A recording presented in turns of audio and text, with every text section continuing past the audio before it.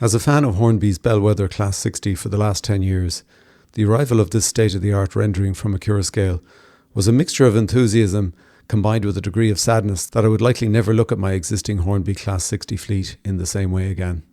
While I have still lots of respect for my existing Class 60 fleet from Hornby, this new model is special, so it's time to take a closer look.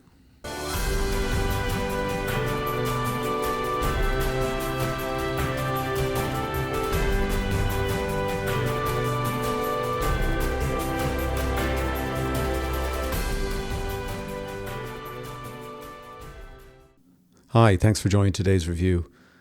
We'll kick off with our usual unboxing and then we'll get into our close-up views. And as part of the close-up views, I'll do a kind of a high-level discussion of the differences versus the Class 60s from Hornby that I have. And there's about 4 or 5 main areas, I would say, of difference that will be a significant upgrade on the Hornby model. So I'll talk about that as part of the close-up views. Then get into our running session, summary, scoring, and final recommendation. Okay, let's get into it. All right, we're going to do the unboxing for this Accurascale Class 60. So let's do a quick check on what we're looking at here. We've got the 60021, and this has got DCC sound fitted. So it's a Year 11 model, and I think it's in the GBRF livery, the current GBRF livery. So let's take this out. Big box, very big box, which you kind of expect, I guess, for the diesels from Accurascale. So, and it's the same packaging that you would normally expect. So, no change there from previous diesels that we've reviewed from Accurascale, which is great. Here we get the normal package, a little plastic bag. So take a quick look at this, in case you haven't been through an Accurascale model before, so you get a feel for it. You usually get this kind of a leaflet, so this kind of instructions, some basic instructions, the blowout of the model, all the different parts, etc., which is always kind of useful, particularly if you do need to get spares, you have issues. Now this is DCC fitted, so I won't actually be opening this model. I don't intend to open it, and it looks like it's pretty straightforward with some clips, which is good. And I probably will look to put drivers into this in some point in time. So just shows you that on that particular one. Now you get these kind of booklets with the Accurascale and the Irish Railway models, IRM locomotives that kind of give you a crew manual type thing. That's the way they kind of present it, and they present it in this kind of form. And it talks about the background to the prototype and how it evolved, etc. And you can see it here going through the different liveries, the history, and all of that's in there. So it's a bit of an interesting read. So some bedtime reading there to have a look through that. And there you can see the different liveries. So this is the model we're looking at here, the 60021 Penny Kent in the blue-orange GBRF livery. Okay, so those are always welcome. And you get this type of card, again, typical for any of the diesels from Accurascale, the kind of A5 size card, which I think is handy, and the usual functions that you would kind of expect. I don't see anything out of the ordinary here. Looks the kind of normal stuff that you'd expect. And looking through the remaining was cab lights, of course, night headlight. You've got the top and tail mode, turning the tail lights off, which you may want to do. And our yard lights, desk lights. We'll take a look at some of those. Radiator room lights, hazard lights, and shunting lights. Okay, so lots of lights to turn on and off. So that's that card, and I think that's quite a handy form, and to have the sound functions in that format. So let's take a look at this. So again, if you're familiar with the Accurascale models, this packaging is what you would expect. And let's take this guy out. So as well, you can see there's an awful lot of protection here. Now, some people might argue it's nearly too much because these boxes do take up a lot of space. So if you've got a number of these models, and you've got to find room to put where to put the boxes. So this looks very impressive, even as it stands here. So we'll pull this guy out. We've got this. Now these are usually loose in the box. and they're typically talking about, okay, actually the two cards, that's interesting. So the two things are in here, so you have to actually open it up, take it out. This is really if you're installing DCC, and it tells you what you have to do. So you should look at these if you're going to be installing DCC. I'm not going to be installing DCC because I've got it on board, which I prefer to do for these Accurascale diesels, because you want to get all the functions and everything correct. So you can see it there talking about if you've got an ESU decoder, a non-ESU decoder, or if it's just a blank, DCC. So that's what's in those. So we'll leave those to one side. Let's get that out of the way. All right, so here we go with the model itself. So I like the extra bits of foam underneath to give extra protection. We've got something here. Oh, okay, so there we've got the little nameplates are in there, so you can see them there. Okay, so that's what that's about. And let's go and get into the real business. There is instructions in terms of installing these. You can see these with the sprung buffers on them. And so I've got some detailing on them, and some additional detailing which you can add, some chains and stuff like that, and pipe work. So that's good to see. So we'll be getting everything pretty well. It'll be pre-fitted out of the box. Might change one of those perhaps, but I won't do that for the running session. I'll just run it as is. So we'll take this out, and let's get this guy out of the way. Okay.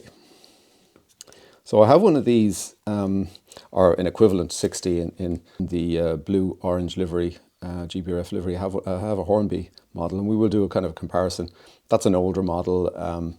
It's certainly not to the same level as this for sure, but it would have been the only show in town for a period of time. Obviously, we have other options now. So this looks really impressive, right? So that's the starting point. There's good weight here, significant weight. So we'll do our usual weigh in for this. And I think it's the color scheme, because people do have issues sometimes with the orange and the blue. It looks to be pretty well spot on to me. And it's better than what I had on the Hornby equivalent. We will do side by side on them. The wipers there look to be super detailed. So I don't know if you can see that there. The wipers look really, really detailed. We've got grab rails. We've got the normal. We've got a lamp iron there. Sprung buffers, of course. That's kind of interesting that there's. I'm not sure what the significance of the see-through plastic is there. That's interesting. I haven't seen that before. Lots of detail. We'll do the usual close-up views on this. There's lots to see, and a lot on the roof, the chimney, or there, or exhaust. People like to call it. It's an exhaust chimney. You can see that through the grille there.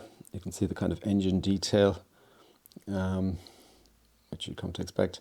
Lots of detail in the cabs. Of course, the two cabs are very, very detailed, and we've got some lights in there. We've probably got lights on the instrument panel as well, so we'll take a look at that. And it's all very crisp and clean and to a good level of quality. So the nice grills there, very nice. They look very nicely finely detailed. It all looks really good. I mean, I guess that's the point. These see-through, thought that part of the coupler being see-through. That's kind of interesting. I haven't seen that before, so perhaps that's something they've started doing. Underbody detail, nice detail here. We'll see that in the close-up and all around the bogies. The bogies are very, very detailed. Cable work called out, etc. We've got the ladders for entry into the cab, the handrails, all looking really good. All right, so as a first look, this does look to be everything I'd expect from a Accurascale diesel model. The quality of the paintwork, the finish, all looks to be top notch. So, and as I said, it does kind of put my Hornby Class 60 in the same livery, kind of pales into comparison. Not a bad model and a pretty good, powerful running model. But this looks to be the business, so to speak, in terms of capability. And there looks to be lots of extra lighting features, which you wouldn't have in the Hornby model either. So we'll do the close-ups, 360 views, and get this on the track. I am going to run this with the Hornby biomass wagons as a kind of a representative rake. I have 8 of them. So that's the rake I'll use for the running session. It'll be good to get those wagons on the track. And I'm going to put them with this. So that's what I'm going to use for the running session. But there it is. It lives up to my expectations. I wanted this livery. Obviously, contemporary. I like to model the more contemporary times in general. And I'm a fan of this particular livery. So I went with this, and I'll say we'll do the close-ups and we'll do a comparison with the Hornby model for what it's worth. But we are looking at models that have a significant difference in time period between when one was developed versus the other, and tooled. So to be fair, this is living up to what you'd expect from the newer models that you see today. So that's it. Let's take a look at the close-ups and go from there. Okay, so let's get into our close-up views. So we're going to start at one end of the model here. You can see the detailed cab there, the detail engine detail, the underbody and that bogie detail, all the cable work being kind of called out there, the ladders. This is a significant difference versus the Hornby model, and we'll see that a little bit later when they do the comparison. Again, you can see as we go along the model, the underbody detail again, that will be vastly superior to what you get on the Hornby. The roof is very similar to the Hornby, to be honest, we'll see that. And again, nice grills and nice levels of detail here. And the livery execution, I think, is superior to the Hornby equivalent. So again, hitting the mark. And again, you can see the fantastic detail in the cab there.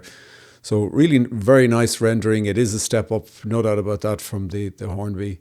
And very nice rendering. So just kind of get a look at the 360 view here, which kind of gives us a look down into the cabs, which is kind of handy. You can see the very fine wipers on the windscreen there, really very fine. Again, you can see the underbody detail, the engine detail, and you can get a slightly better view of the roof here. And again, we'll do a comparison with the Hornby roof when we go around. And as we do have sprung buffers here, they're metal sprung buffers, very nice. And you've got the options to swap out the buffer beam, and it's got like some detailing attached to it, etc. if you want to do that. So if you just want to ever drive the locomotive from one end, you can probably do that and just run with the detail on one end. It really is a really, really nice looking model. And as I say, that the livery rendering, I think, for this particular livery is superior. So here we've got the slot for the DCC decoder. And it's just magnetic. It's held on by some pretty strong magnets. They do a good job. So this thing does not kind of move around or anything like that when it's moving. Those magnets secure it very, very well. And here we've got the comparison of the two. So the front one here is the Accurascale. The one at the rear there is the Hornby. If you look at the roofs, they look very similar, actually. So there's a little bit of detail at the front there that you'll see on the roof on either end. There's a slight difference, but pretty well most of the rest is some little bit of differences in some of the kind of venting there between the two. The fine grill vents there are actually pretty good on the Hornby. They're well rendered. The upper body of the Hornby is actually pretty good. It doesn't show on this picture, but the paint livery is not as good on the Hornby. It's not quite that rich orange that we're getting here on the Accurascale model. So the livery is a difference as well, and that engine detail, as you can see, is significantly different on the Accurascale. And we'll kind of see it on the next shot. We'll see the two from a bogie level, and you can just see the comparison. No, there is a level of detail on the Hornby bogie, but none of it's called out as it is on the Accurascale model. There's significantly more detail there on the Accurascale model, and it's got the ladder detail as well. Kind of called out the actual steps on the ladder. All that does look better, and I think things like the glazing are better, the wipers are better, and obviously the cab detail is significantly better. So these are the things, I guess, that make the difference between the two models, and kind of just summarize them here. So, the underbody and bogie detail is a huge difference. It's a vast difference. The first thing you'll see when you look at the two models. Next would be things like the cab detail. You're going from, very basic cab to a really complex cab detail on the Accurascale. The livery, as I said, I think is an improvement. I think there's a better colour on the livery. The engine detail, as we can see, is better. And it's, you can just see it there. You really can't see very much on the Hornby version. And then obviously things like the DCC sound is superior to either the TTS or the HM7000 sound that you'll get on the Hornby. So it's superior to both of them. And then you've got that very convenient access for the decoder as well. So on the Hornby, you'd have to take the body off to add a decoder. So all in all, that they're pretty significant differences. But again, it depends. For some people, myself included, I've got a number of these, and I wouldn't feel compelled to upgrade them all. And obviously, if you are going to add weathering to the underbody, it will mitigate the differences in the underbody and bogie detail.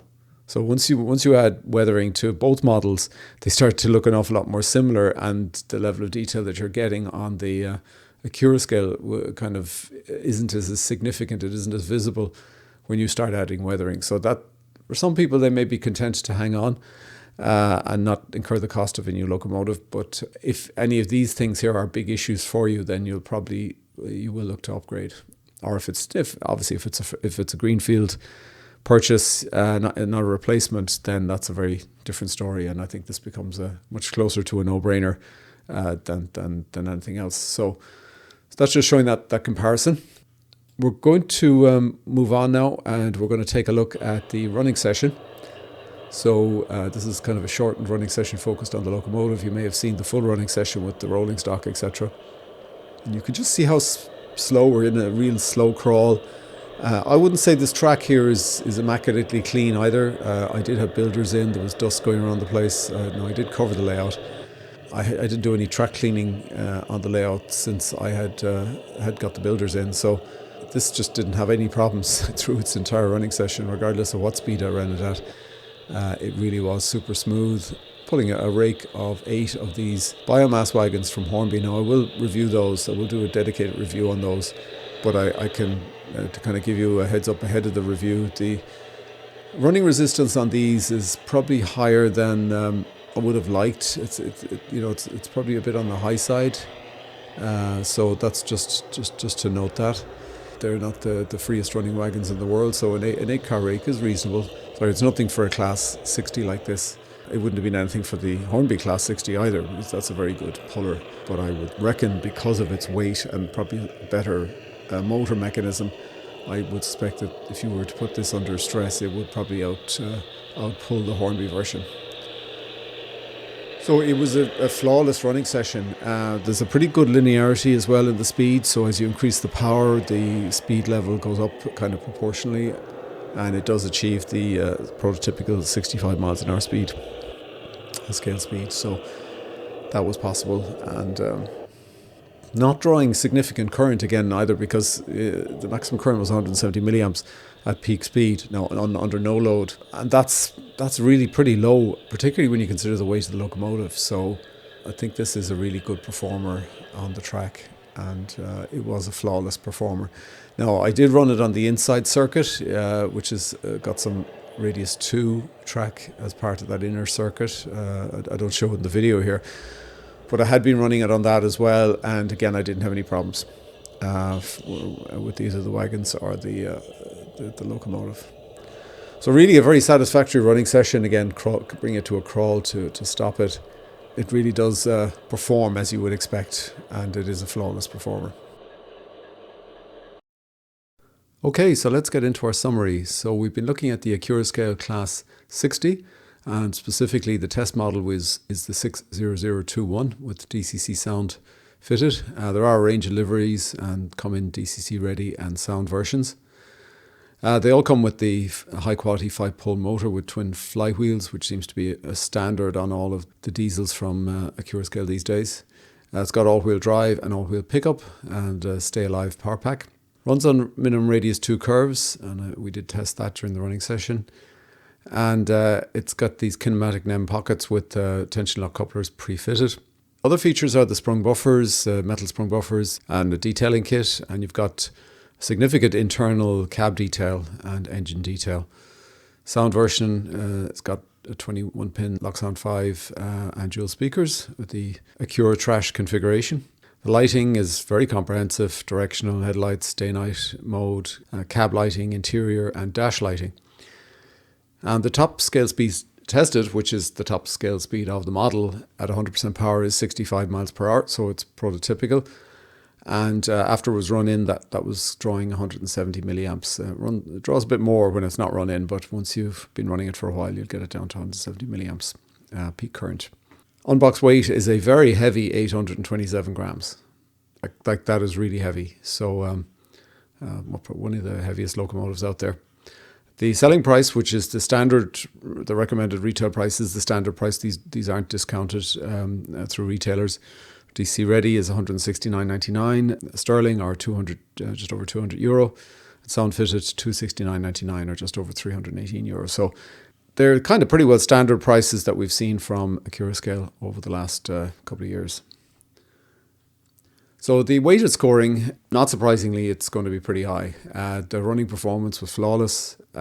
Really have nothing. I ran it at a real crawl during parts of the running session, and it has been flawless. Not a single stall or any issue, derailment, nothing like that. Either on the Radius 2 circuit or the Radius 3 circuit. So it's just flawless. I didn't have an issue. It's a 10 out of 10, and it meets its prototypical speed as well, and pretty good linearity in terms of the speed curve. So 10 out of 10. Appearance and detail, again, I'm giving it 10 out of 10. It's really excellent. Now, obviously, it could vary depending on the particular variant of this particular model. Some of them may have issues, versus others. This one I did find was very much in line, and in particular, the livery color actually hit the mark, which it didn't really do on the Hornby model. So really good on the appearance and detail. Sound 9.5 out of 10. I think it's really, really good in general. That's pretty well the highest sound score that I think I've had. And again, I would be interested in getting people's feedback on this. I haven't heard these in real life, so I'm relying on videos, etc. So, but it does look to be very, very close to the mark, and a very good rendering. And you've got a bass speaker and a treble speaker in there, so that really does improve the sound quality.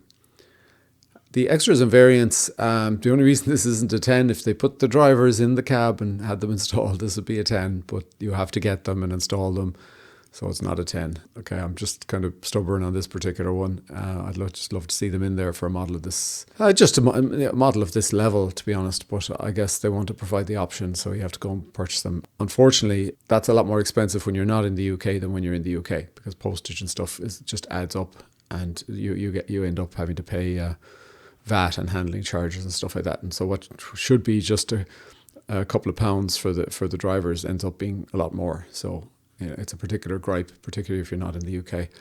Build quality is 10 out of 10. I didn't have any issues on it out of the box. It was perfect. It looks really good, all aspects. So don't usually give a 10 out of 10 because it's usually something, but this one was a 10 out of 10. I don't have reason to change that score. With a larger sample size, you may run into some issues. So again, would be welcome with feedback in the comments if people have had any sort of build quality issues on this. Packaging and documentation, 10 out of 10. Okay, the price value, which is at the 170 and 270 price points, I'm giving it a 9 out of 10. Only thing I might have liked to have seen is maybe a slightly bigger discount for the sound version. So it would be nice to have that delta a little bit less, perhaps, so that 270 would be maybe perhaps 260, 250, something in that region. Maybe I'm asking a lot here, but we are talking about, these are expensive models, they really are. So I'm giving it a 9 out of 10. It's still a very good score. I'm just thinking a little bit more leeway would just get that under the line. It is better than the Cavalex model, so if I was scoring the Cavalex version here, it would get a lower score, probably be an 8, something like an 8. That results in an overall score of 9.7 for the sound version and 9.9 when you take out the sound and the price value score, which means just the raw model without sound and without taking the kind of value aspect into account. It's nearly a 10 out of 10. So I think that's a very good indicator of this being an exceptional model. It really is. That's an exceptional score. Hornby has owned the Class 6D and 00 gauge for as long as I have known, and that was a very good model in its day. With this model bringing all the superb detail and features we have come to expect from Accurascale, those days are well and truly gone. Combined with its excellent specification, my out-of-box experience with this model was flawless. For new purchases, the question I guess is Accurascale or Cavalex. Cavalex is about 10% more expensive. A consideration for sure, though I cannot comment on the relative quality and capability. If I see the need to update one of my other Class 60s, perhaps I will select the Cavalex version in order to give me a good comparison. And I guess that brings me to one of the main questions. If I am a Hornby Class 60 owner, should I upgrade? If you're sitting on an old, well-used model, or you fancy adding sound and the added detail and lighting are appealing to you, then an upgrade is definitely to be looked at. If you're happy with your existing Hornby models, and perhaps they already have sound, and there's no obvious driving force to upgrade, then it's probably a little bit less compelling. For now, I will probably stick with my other lesser used Hornby Class 60s. They're still reliable workhorses, and I can live with the TTS or HM7000 sound for now. Accurascale have definitely done it again in delivering a well-rendered Class 60 implementation, which should be very popular with modelers. I have no hesitation in highly recommending it. So thanks for joining today's review. So if you have experience with the Cavalex model, please put that in the comments. And if you have both the Cavalex model and perhaps one of the Accurascale ones or the previous Hornby model, maybe call out some of what you see as the major advantages of the newer models versus the older ones. I would love to hear your feedback in the comments on that one. So thanks for joining today's review. Next up for review are the Hornby biomass wagons you will have seen in the running session. I do want to cover those properly. Yeah, and after that I'll likely look at the Accurascale Class 89. That's due to come into me early next week. I've got a sound version coming in, so I'll probably bump that up the priority chain to get that on the track. The DCC ready versions of those have been available for a while, so I haven't covered those obviously, so I'll try to get this one done reasonably quickly. So yeah, let me know your thoughts in the comments on the Accurascale Class 60, if you've got one. And if you did have the original Hornby versions, how you thought the comparison was between the two. Whether there was anything that perhaps I didn't cover or didn't touch upon in terms of what would be a significant difference and driver for you to do the upgrade. So thanks for joining today. We'll hopefully see you on the next one. And in the meantime, take care and happy modeling.